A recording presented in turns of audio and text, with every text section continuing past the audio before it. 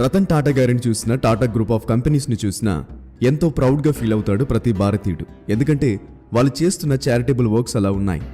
ఇప్పటికీ టాటా గ్రూప్ తన సంపాదన మొత్తం నుండి 66% టాటా ట్రస్ట్ ద్వారా ప్రతి సంవత్సరం డొనేట్ చేస్తూ ఉన్నారంటే అది అస్సలు మామూలు విషయం కాదు.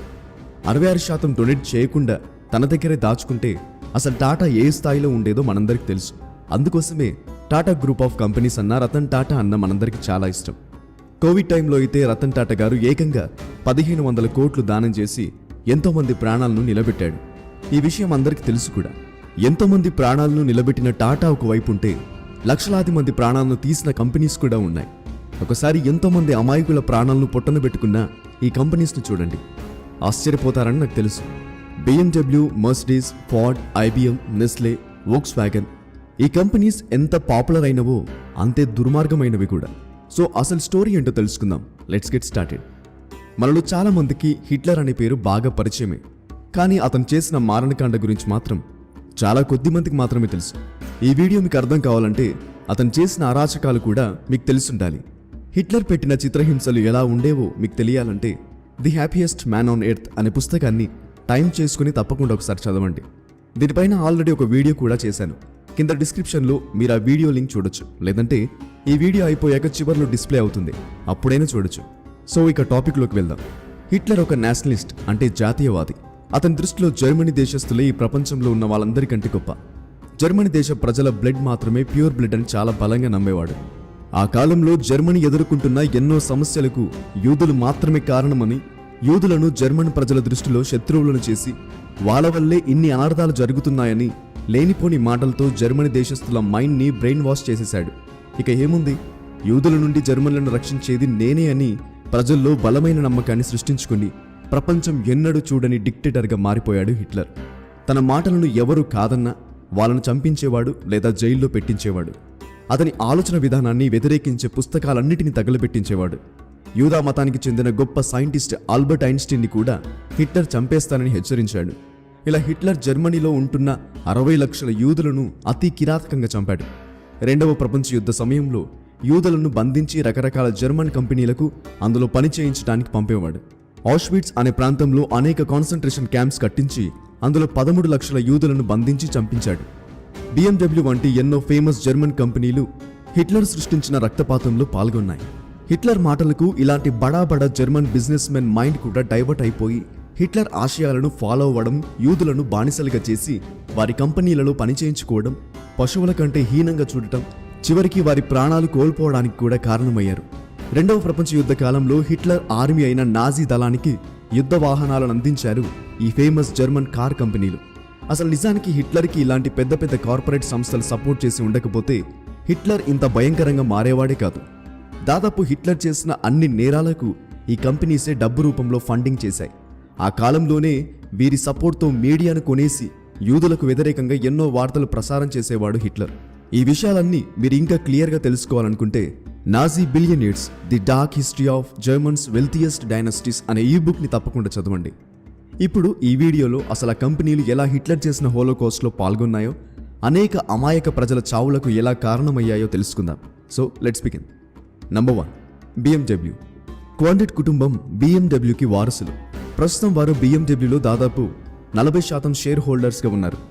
కానీ వీళ్ళ తాత గంతర్ క్వాడెంట్ హిట్లర్కి చాలా క్లోజ్. అతను తన ఫ్యాక్టరీస్లో పని కోసం హిట్లర్ కట్టించిన కాన్సంట్రేషన్ క్యాంప్స్ నుండి బంధించిన యూదులను తెప్పించుకొని వారితో భయంకరంగా పని చేయించుకునేవాడు. రెండవ ప్రపంచ యుద్ధం కోసం వారితో యుద్ధ వాహనాలు తయారు చేయించి హిట్లర్కి సప్లై చేసేవాడు. వారికి సరైన తిండి కూడా పెట్టేవాడు కాదు. చాలామంది ఆ కంపెనీలలో పనిచేస్తూ ఆరోగ్యం పాడైపోయి చనిపోయారు. అతని కొడుకు హార్బర్ట్ అయితే ఏకంగా హిట్లర్ స్థాపించిన నాజీ పార్టీలో ఒక మెంబర్. అతను ఎన్నో యుద్ధ నేరాలను చేశాడు.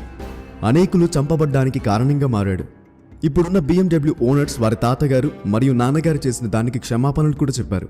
కానీ ఎన్ని క్షమాపణలు చెప్పినా పోయిన ప్రాణాలైతే తిరిగి రావుగా.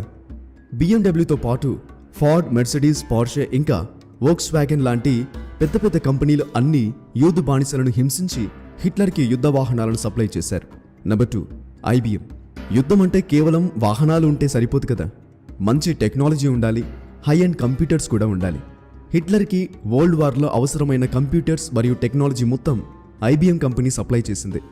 ఎడ్విన్ బ్లాక్ అనే వ్యక్తి ఐబిఎం అండ్ హోలోకాస్ట్ అనే బుక్లో చాలా డీటెయిల్గా హిట్లర్కి ఐబిఎం ఎలా సహాయం చేసిందో వివరించాడు.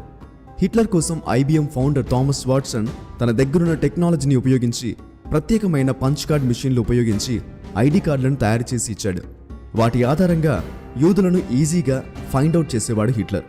యూదులను గుర్తించి పట్టుకొని వారిని అతి కిరాతకంగా చంపడానికి సహాయపడింది ఐబిఎం టెక్నాలజీ. హిట్లర్ ఈ టెక్నాలజీ ఆధారంగా యూదులను పట్టుకుని కాన్సంట్రేషన్ క్యాంప్స్కి తరలించేవాడు. ఆ కాన్సంట్రేషన్ క్యాంప్స్లో రోజుకి 10,000 మంది యూదులను ఓవెన్స్ ఇన్స్టాల్ చేసి ఉన్న క్రెమిటోరియంలో కాల్చి బూడిద చేసేవారు. Number 3, Coca Cola. మనకు ఫ్యాంటా డ్రింక్ బాగా తెలుసు, కానీ తెలియని విషయం ఏంటంటే ఈ ఫ్యాంటా డ్రింక్ని కోకోకోలా 2వ ప్రపంచ యుద్ధ సమయంలో కేవలం జర్మనీ ప్రజలను దృష్టిలో పెట్టుకుని తయారు చేశారు. వాళ్ళు ఈ డ్రింక్ని ప్రమోట్ చేసే సమయంలో ఎలాంటి మాటలు ఉపయోగించారో తెలిస్తే ఈ విషయం క్లియర్గా అర్థమైపోతుంది. ఆ డ్రింక్ జర్మనీ ప్రజలు తమ దేశ సంపదగా, తమ గుర్తింపుగా మరియు తమ ఆత్మ గౌరవంగా భావించడం మొదలుపెట్టారు. అంతే కదా, ఏ కంపెనీస్ అయినా మా టూత్పేస్ట్ని కొనండి అంటే ఎందుకు కొంటారు జనం? ఈ టూత్పేస్ట్లో మన దేశ ఉప్పు ఉంది అని ఎమోషన్తో కనెక్ట్ చేస్తారు కాబట్టి జనం ఎమోషనల్ అయిపోయి వాళ్ళ ప్రోడక్ట్స్ కొంటూ ఉంటారు. ఇదే మెథడ్ని కోకోకోలా కంపెనీ కూడా యూజ్ చేసి వాళ్ళ ప్రోడక్ట్ అయిన ఫ్యాంటాని జర్మనీ ప్రజల కోసమే అన్నట్టు మార్కెటింగ్ చేశారు. జర్మన్ ప్రజల నరనరాల్లో పిచ్చెక్కిన జాతీయవాదాన్ని రేపడానికి కోకోకోలా కూడా సహకరించింది అనడంలో ఎటువంటి సందేహం లేదు. అయితే ఈ కంపెనీ రీసెంట్గా తాను చేసిన దానికి క్షమాపణలు కూడా చెప్పింది. నెస్లే కంపెనీ కూడా హిట్లర్కి 2వ ప్రపంచ యుద్ధంలో సహాయం చేసింది. చాలా రీసెంట్గా తాను చేసిన తప్పుకి పరిహారంగా 120 కోట్లను నష్టపోయిన యూదు కుటుంబాలకు ప్రకటించింది. ఇంకా చెప్పుకుంటూ పోతే చాలా కంపెనీలున్నాయి. Famous camera company Kodak, General Motors, Carnegie, the Rockefeller Foundation లాంటి ఎన్నో కంపెనీలు హిట్లర్ సృష్టించిన మారణకాండలో చేతులు కలిపాయి. అయితే ఇందులో కొన్ని కంపెనీలు క్షమాపణలు కూడా కోరాయి.